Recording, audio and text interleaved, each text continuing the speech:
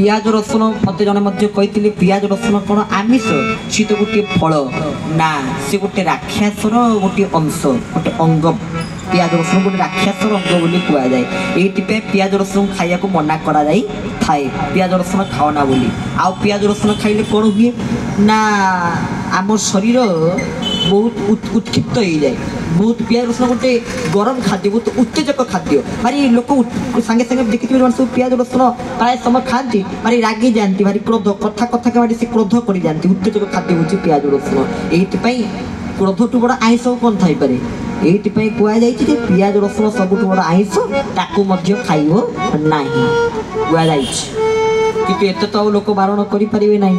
आ घरे पियाज रसुण बारण करें ना अंततः पियाज रसुण जब खाऊँ प्रकृति में छाड़देले बहुत भल जदि भी खाऊँ कौन करिया आइंस टी छाड़ी दिंतु मैंने बाबा दिने मत मझे थे फोन करते से बाबा कहले कौन कहि आज्ञा मो जलखिया भाई आइंस खाऊँ कि आइंस गोटे वक्तरे थे खाए मु जलखिया भाई आइंस खाऊँ कारण जो मेडिसिन सब खाऊँ मत तो रोग जो मेडिसिन सब खाऊँ सब कम पड़ी आइंस पड़नी कि आइंस पड़ी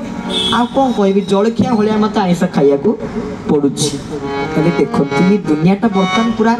आमिषमय हो जिते चेष्टा कले भी गोटे साधु हूँ कि असाधु हूँ से आमिष को संपूर्ण परित्यज्य करें ना तथापि जितकी परिमाण आवश्यक आम से अनुसार आमिष को परित्यज्य कर शुद्धता आचरण करवा कारण जो मांस को आम धरते गोटे कुकुड़ा मांस खाइले से कुकुड़ा को गोटे रोग हो न माने कौन गोटे छेली की आम खाइले अच्छा से छेलीटा को रोग हो न किसी ग्यारंटी अच्छी किसी ग्यारंटी ना आम ता मांस खाइले ता रोग आमको देव कि मान्य अच्छी तेणु रोग को बढ़े थाए आमिष ताकू छाड़ी दियो आ मनुष्य यही चिंताधारा आणु निज भितर आध्यात्मिक चिंताधारा निज भितर से सुचिंताधारा आणु जेमिति मो जीवन को भगवान ही समर्पण करी कारण ए शरीर आमको अन्य कौन कारण भगवान प्रदान करना मु खाइबी पीबी शोइबी वंशवृद्धि करी आहार निद्रा भय मैथुन करी जीवी ये भगवान मनुष्य को पठे ना मनुष्य को पठेबार कौन भगवान को आवश्यक पड़ा कहीं मनुष्य को पठेले कारण मनुष्यर प्रकृत आयुष आम सीना भी देखुचे किए 80 वर्ष किए 100 वर्ष बंची जाऊँगी किंतु प्रकृत आपण मैंने जानती कि मनुष्य 100 वर्ष आयुष धरी आसी नथिले मनुष्य 100 वर्ष आयुष को धारण करी परमायु को धारण करी आसी नथिले 56 गोटे जीव जगत भितर मनुष्य श्रेष्ठ मनुष्यर प्रकृत आयुष थिला 40 वर्ष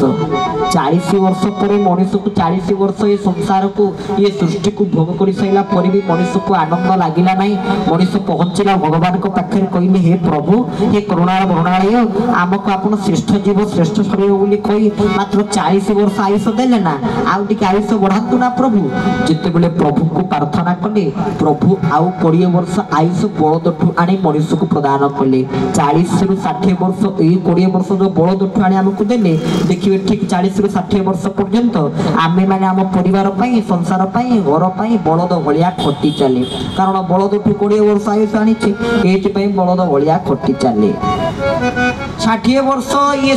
सुंदर संसार को सृष्टि को भोग कर सारा पर भी मनुष्य को शांति लगेगा नाई मनुष्य भगवान पाखे पहुंची कहला ये प्रभु 60 वर्ष आयुष पर भी आमको शांति लगुनि प्रभु कृपा करी आउ कि आयुष हमको प्रदान करते ना प्रभु ये समय कुकुर 20 वर्ष आयुष नहीं आसिले देखिए 60 रु 80 वर्ष पर्यंत जो कुकुर आम 20 वर्ष आयुष आनले ये 60 रु 80 वर्ष पर्यंत मनुष्य मैंने समस्ते कुकुर भाया भुकुवे पुओ कहते पुओ टे नहीं आसब तो नाती कहते नाती टे करदेव तो तुम कुकुर भाया भुकुव कि तुम कथा को कहीं शुणुवे तुम कथा को कहीं खातिर करू न 80 वर्ष बंची सारा पर मनुष्य तथापि शांति लगे ना भगवान के पाखे पहुंची कहला हे प्रभु टिके कृपा करी मते आउ कि आयुष प्रदान करंतु आपण सृष्टि को तो परिभ्रमण करी परिक्रमा करी आम सारी पारू ना आहरी देखा इच्छा होची आहरी अनुभव आने को इच्छा होची आयुष दिंतु प्रभु पेचा को डाकी पेचा को 20 वर्ष आयुष देवी आउ देखिए ठीक 80 रु 100 वर्ष पर्यंत आम कि जानी पार ना पेचा बोला भाया एमती अनुवा पु आसी पहुँचो आईचु हौ हौ नाती आसी पहुँचुवा आईचु ना हौ हौ खाली एमती क्या पुओ को देखी जानी पार नथुआ चिन्ही पार नथुआ कि नाती की देखी चिन्ही पार नथुआ एमती बसिथिबा जे खाली आसीबो आइचु बस आम डायलॉग है एतिकी आउ किछि हम पाखरे कहया को ना शब्द थिबो ना बळ थिबो ना शक्ति थिबो किछि नथिबो तले संसार सत्य ना मिथ्या आपण पा किछि वर्ष पूर्वे कोविड-19 ने प्रमाण पाइले बापा को जते छिंक होला पुओ ता पाखरे आउ बसिला नै कि पुओ ता पाख मारिला नै तोरे चिंता कले ये संसार रे किए कहारो केही कहारो नै दिने जने साधु आसी भर्तरी नाम जने राजा थिले भर्तरी जने बाबाजी तंग गोटे फलटी देले कहले ए फलटी खाओ तमे चिरंजीवी हे जीवो भर्तरी कहले मु तो गोटे मोर हां मोर आरी बड़ा बयस शक्ति अछि किंतु मो पत्नी धीरे धीरे बुढ़ी गेले ताको फलटी दिए से चिरंजीवी हे जानतु ए फलटी तंग पत्नी को देले पत्नी कहले हे राजा भाबी चंती पत्नी बुढ़ी गेलेनी पत्नी भाबी चंती राजा बुढ़ा हे गेलेनी दुई जन भाबी चंती आ पत्नी ए समय कहले अरे राजा बुढ़ाले राजा काम नुहे गोटे काम करवा तांको राजा को अश्व चलेवा पई घोड़ा चलाली गोटे आसुथला अश्व चलाली तांको ये फलटी किने खाया को देले जदि से देखिया गोटे सुंदर थिला रानी टिके ता प्रति आसक्त आनी ताकू ए फलटी को देले से फलटी की रखितिला ये फलटी की से का को देला गोटे बेसिया को देला से बेसियाटी फल को धरिला से बेसियाटी तो फल को धरिला कइला अरे ये फलटी तो मते सी देथिला एवं कहिथिला जे चिरंजीवी होबो जे फलटी खाइबो से चिरंजीवी होबो प्रकृति रे मुइले बेसिया मो काम होला शरीर को बिक्री करी बंचिबा गोटे काम करिवि हम राज्य रे जे राजा तांको भली न्यायवंत तांको भली प्रजावत्सल तांको भली तपवंत राजा मो पाई परिबि नै तांको ए फलटी को जाउची समर्पण करि देबी ए फल जाउची तांको देई देबी बेसिया ने कि से फलटी राजा को देला कहला राजा जदि आपण फलटी खाइबे तेरे चिरंजीवी हे जिवे राजा निजे फल पाइथिले साधुंगटू तले राजा पुणी फल पाइले बेसियाटू कहले तते फल किए देला ना आपनकर जे घोड़ा चलाय मते सिए देला ताकर जे घोड़ा चलाय ताका पाखरे पहुंच गेले ड्राइवर पाखरे कहले तते किए देला ना मते फल राणी देले राजा जानी गले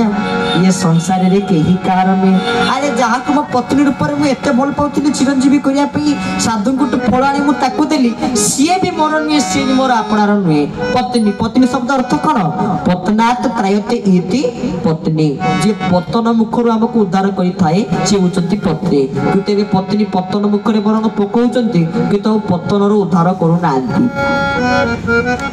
पत्नी को स्वभाव वाला पत्नात त्रायते पत्नी को स्वभाव वाला गोटे पत्र पड़ी पति थारे पर मात्मा न देखी देउल रे दिया पूजंती नीति।